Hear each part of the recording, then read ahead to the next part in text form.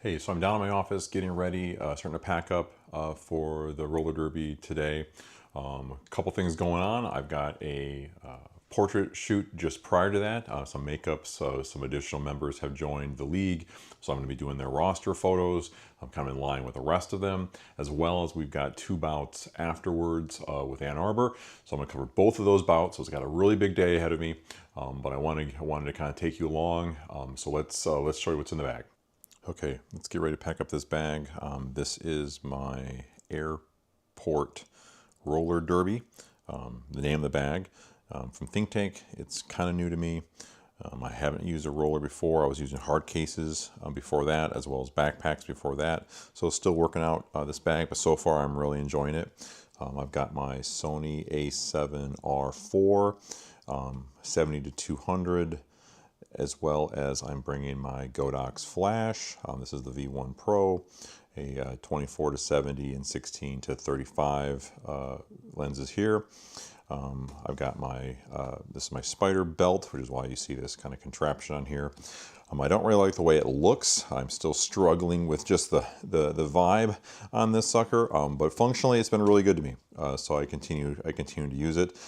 This is something new I'm going to be trying. This is from the MagMod. This is the kind of magnet attachment for the flash. I'm going to see if I can't bring up my group shots a little bit with that, because the lighting is always so bad. And that's just kind of the basic kits. I'm going to be doing some portraits to start off with, so that'll be 7200 most likely, as it typically is. This is the workhorse lens for roller derby. For me, when I'm shooting from either the inside or the out of the track, I do like to mix it up occasionally. Maybe I'll shoot the second half of a bout with a wider lens, just to get some mixture of images and such, as well as when I'm preparing for the group shot, which I typically will take. It's a little bit of a madhouse, which you'll probably see as we go into it. So by the time I'm coming down to the last couple of minutes of the bout and they're about ready to call it, I'll usually will already have switched out to the 24 to 70. So if people assemble quickly, if there is some last minute MVP award, something like that, that I'm not running back to my bag and fumbling with a 7200. I like to have this already on the body and ready to go. So I will probably do that, as well as maybe put the flash on the hot shoe as well. So we'll see, but that's the bag set up for today, and we'll get to it.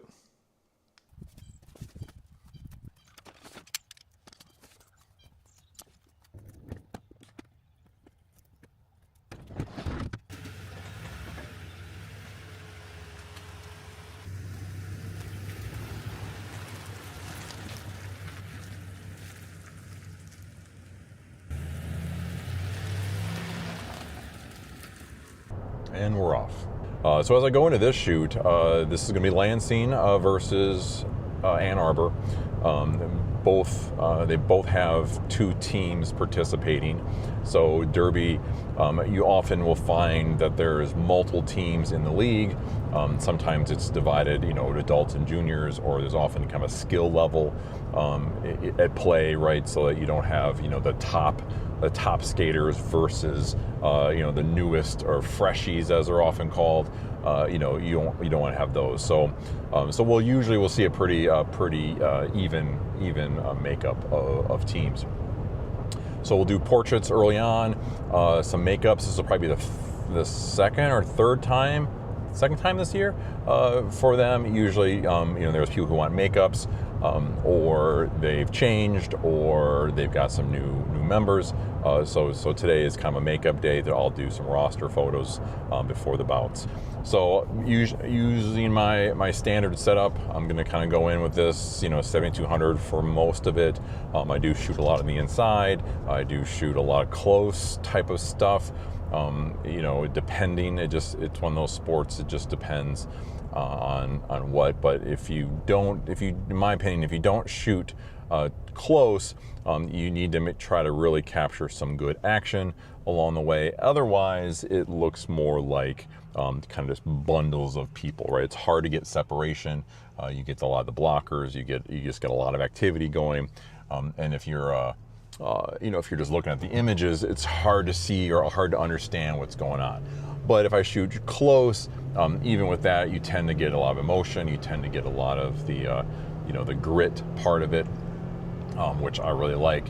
But then again, try to pull back for action shots, especially if you've got players that tend to jump, apex jumpers, anything that you kind of identify in advance, then we'll definitely focus in on them. So that's it for now. We'll get to the venue here. I've got just a few minutes of a drive. Get to the venue here, and we'll start getting set up. If you've never shot a venue before, if this is your first time shooting, a sport even, make sure you have the lay of the land. Give yourself some time. Give yourself a minute to catch your breath. Get your thoughts in order. Think about the event. Think about the rules. Think about things you want to do. Because obviously, if you've shot sports before or any similar action events, once you're kind of in the moment, it's mostly muscle memory at that point. You don't want to be thinking about how should I have set up my camera, what settings should I have used. You're just in the zone and you're trying to do the best job you can. So I like to be here early. I like to get a few minutes with my thoughts. And consider if I'm going to do anything different or if I've learned any lessons. We can talk about settings real quick since we got a minute. We'll see if we have to adjust anything. The lights are always bad. I mean, anytime you're in an indoor sport, you can pretty much guarantee the lights are going to be bad. These venues are no different. So I'm going to be anywhere between 4,000 to 6,000 ISO, just depending upon kind of what's going on. Once you kind of really dial it in, I typically, for these teams at this venue, I think I'm pretty good at about 4,000 ISO. I like to keep my shutter speed, 800th of a second, thereabouts, anywhere between 6 to 8. Just kind of depends again what's going on. And of course, I'll be at the lowest aperture I've got on the 7200, be 2.8. Sometimes if you have a prime, or if you don't have a 7200, there's still a lot of good stuff to do with primes. I've shot some roller derby with I've got a 135 1.8. Takes a little bit of practice because there is no zoom, but the 1.8 is nice, especially in really dark venues, which here in Michigan we have a couple that I've been at that are pretty much in the basement when it comes to light, anyways. So that's always going to be the number one thing. So other than that's kind of where we'll be at. We'll adjust. I'll take you along if I make any adjustments along the way. I'll try to let you know, and we'll go from there.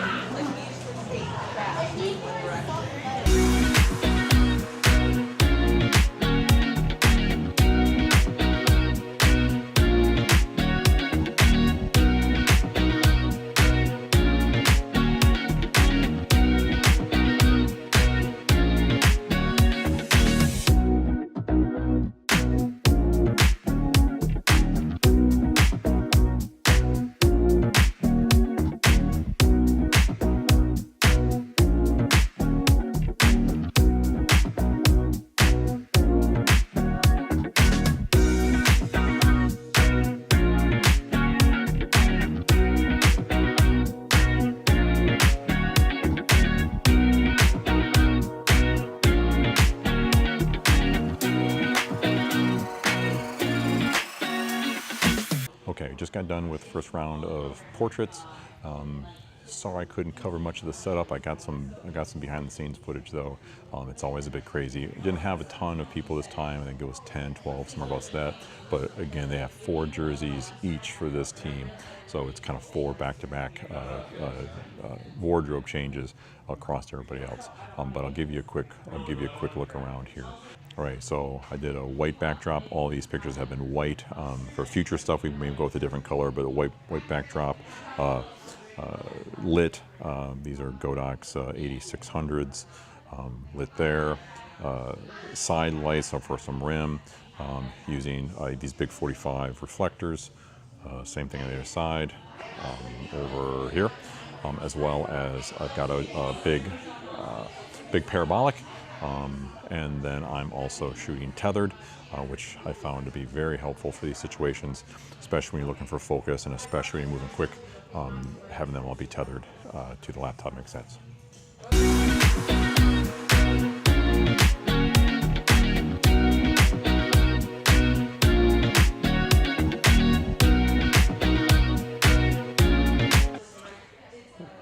All right, quick note on light ratios, because I often forget until I get into the kind of get into things. On the backlight, here, let me spin this around. On the backlight here, I'm at 1/4 power. The rim lights are at a 1/16, and then if I go to the key light is at 1/8. I was at 1/4, but I dialed it back a little bit. It's getting a little too much highlight on people's faces, so I kind of backed that off a little bit. So rim lights just need a little bit. Don't want that to wash out too much. 1/16. Backlight, because I'm trying to blow out the background to be pure white, at 1/4 power. Key light at 1/8. Did adjust it a few times for people wearing glasses. That's always, between their head movement and also moving the light, try to dial that in a little bit, but I think overall successful. So right now it's about 3:25, waiting on just a couple last minute people to show up, hopefully, for the last couple of pictures. Then I'll pack up as quickly as I can, and I'll be back at it, get ready for the bouts. Stay tuned.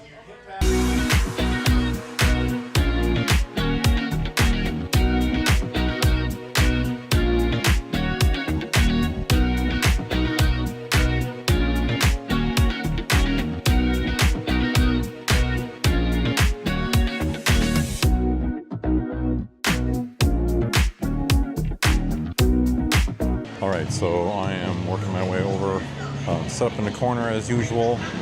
I'm just gonna walk over here on the outside. Always trying to keep an eye out for what's different, if anything.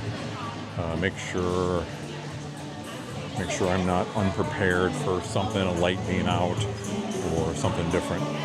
So far it looks pretty much the same. Okay, here I am. We are good to go. I've got 3 minutes to derby time.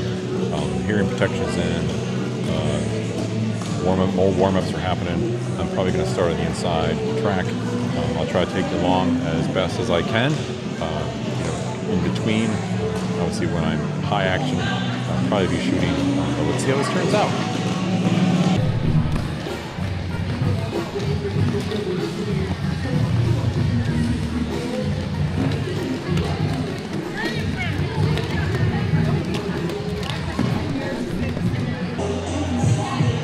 Stepping up on the inside, just between turns 3 and 4. We're about ready to get started. Everybody's ready to go.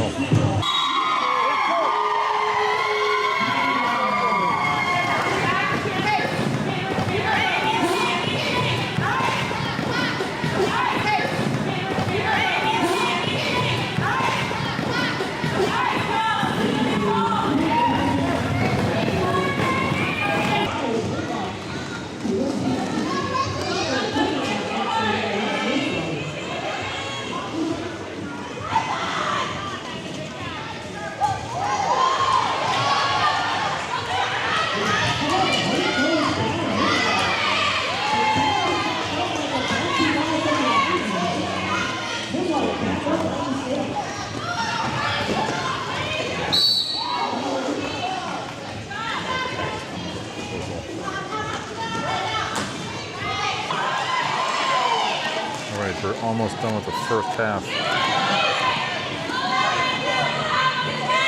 Get some video here.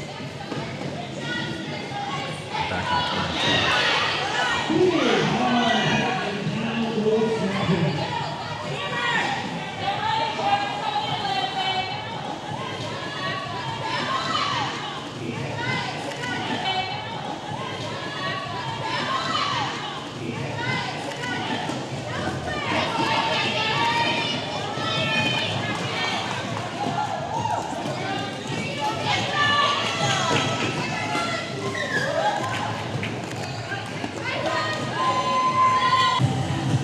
Okay, we are at intermission. I've got my snack because, God, I needed one. Concessions always helps me out, but if you're shooting a game of any kind, bring snacks and water or some kind of hydration. It sneaks up on you, so I'll eat this. So far it's been a pretty good bout. Pretty well matched. Lansing's leading 116 to 65, but both teams have been very physical. It's been pretty well matched. Couple things. Good news, no injuries as of yet, no stoppage due to potential injury. They always have a couple medics here by law, I guess, probably by law. There's always a couple medics in play. I know them pretty well. I've gotten to know them. You got to make friends with anybody, make friends with the medics. But all is good there. I'm just going to eat this snack. I'm going to try to go through maybe a few more things for you guys in terms of maybe some tips here in just a minute. Okay, still an intermission. A couple things. But when you're shooting from the inside, like where I'm standing right now, I'm in the square. You're going to want to hold your ground, right? As you see, the referees, the officials are zipping around you on skates. You're not on skates. You don't want to be flopping around. You don't want to be flinching as they come by. Because you need to count on them to move around you. But you got to keep your head on a swivel, because earlier I almost got ran out of my square, especially when they're rolling backwards. They don't always see you, so always keep eyes open, head on a swivel. Also, when you're on the inside and you've got your camera, just like from concerts and such, you want to maintain a really tight view or a tight fit, right? You see, like my arms aren't flopping out here. I'm not taking a lot of space. I want to keep really tight. I want to pretend I'm not even here. You don't want anything to get caught with people zipping around you. Some great shots available to you on the inside, but you got to be safe. If people are on skates, they're moving fast, they will take you out. Or worse, you take them out, right? You don't want to be knocking over an official. You don't want to be interrupting about. You want to be as invisible as you possibly can, given that situation. So be safe, but know your space, right? Stick to it, and you should be fine. If you've never photographed derby before and you're trying it out, you don't have to jump on the inside. Sometimes there's not even a box on the inside. I know these guys here real well, so they know I like to shoot on the inside. They always have a box for me, but it's not unusual to stick to the outside just until you get used to it, because there is a higher risk when you're on the inside.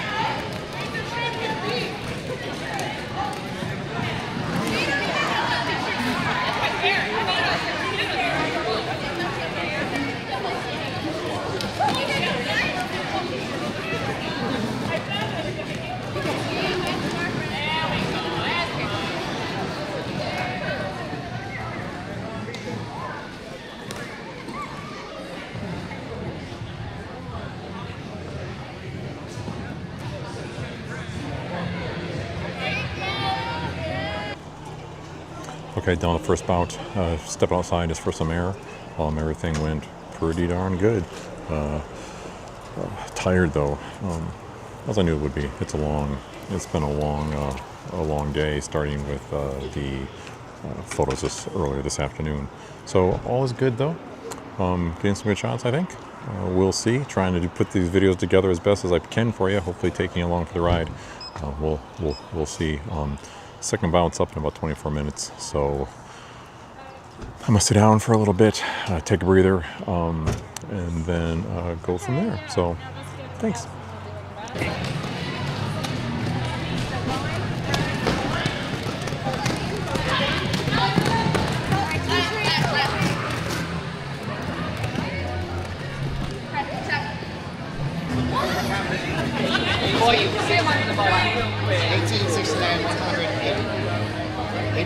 Look at this guy. Look at this guy right here. You see this guy?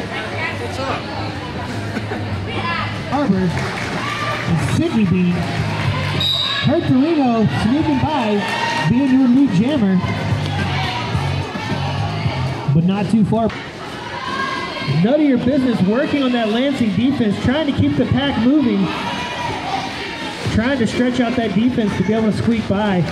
Barbie Flay looking for an opening on the outside, but coming in from down low, Ann Arbor soul crushes Barbie Flay.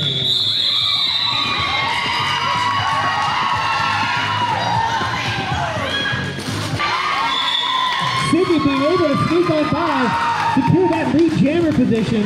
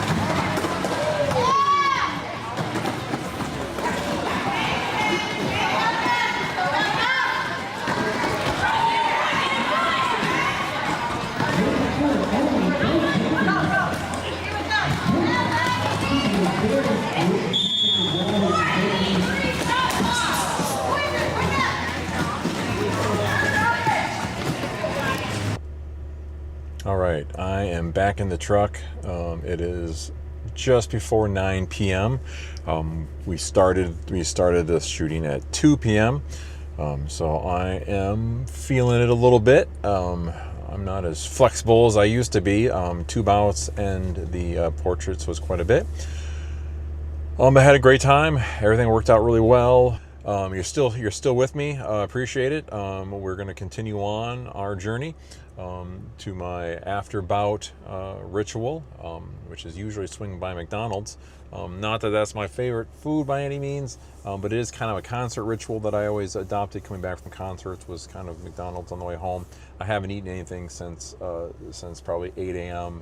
This morning, so I'm pretty hungry. I had the Snickers bar at halftime, but overall I'm still pretty hungry. So we're gonna swing by McDonald's, and then get home, get mostly unpacked, and start getting these images onto drives.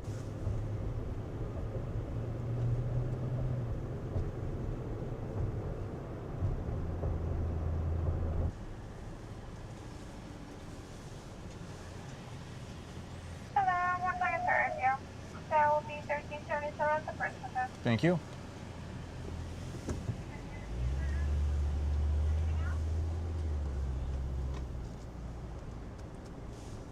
Thanks a lot. I appreciate it. You too.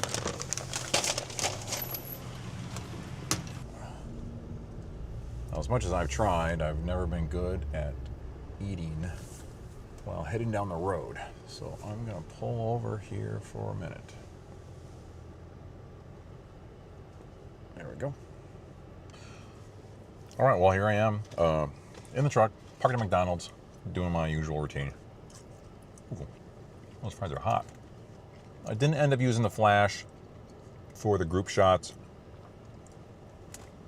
I just honestly, I had a lot going on, and I felt like it was just be one more thing that I was kind of experimenting with. I'll experiment with that on another shoot where I don't have quite so much going on. The groups were in pretty good shape, but I just didn't need anything else right then. So just shot regular without the flash. I think it was pretty good. Not a whole lot else to say. I'm gonna sit here for a minute, finish up my dinner, get home, and then probably next time we'll be importing images so we can get these suckers going, because I need to still, even though it's 9 o'clock, I still need to get my first cull preferably done tonight so I can let my denoise batches and such run overnight for final editing tomorrow, because I definitely like to try to get my images out while everything is still fresh. So that's the plan: dinner, cull, and get these suckers batching out.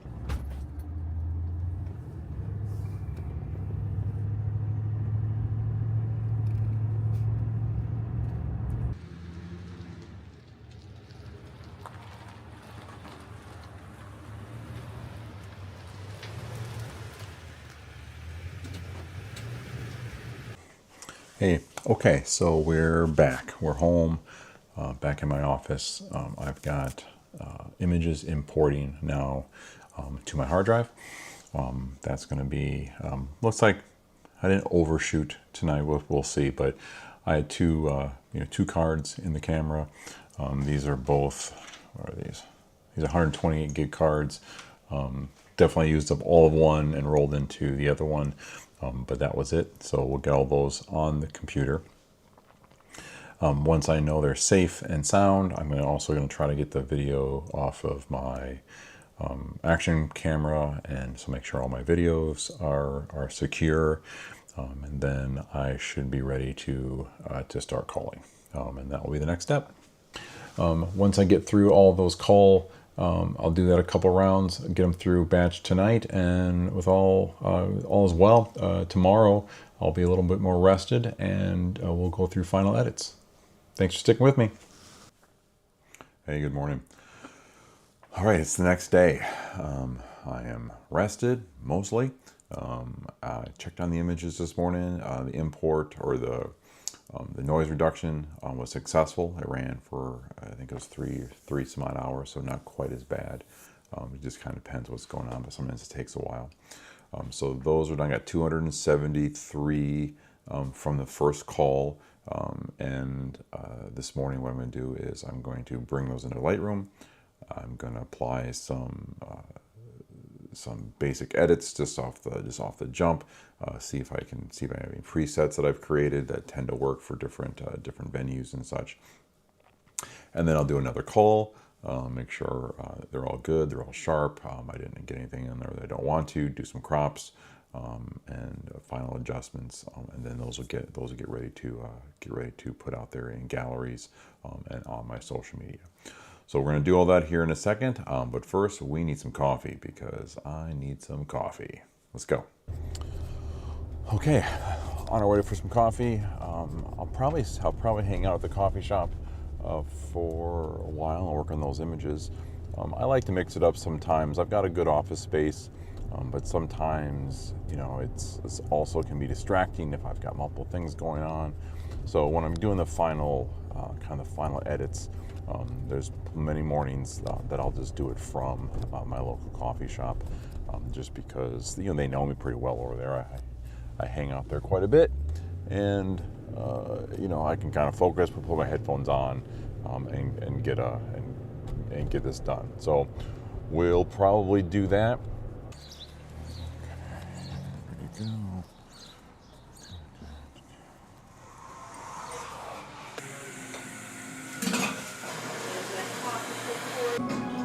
Okay, we've got our coffee. We're ready to start on this last calling of images. 273 images to get through. Final call. Let's get it done.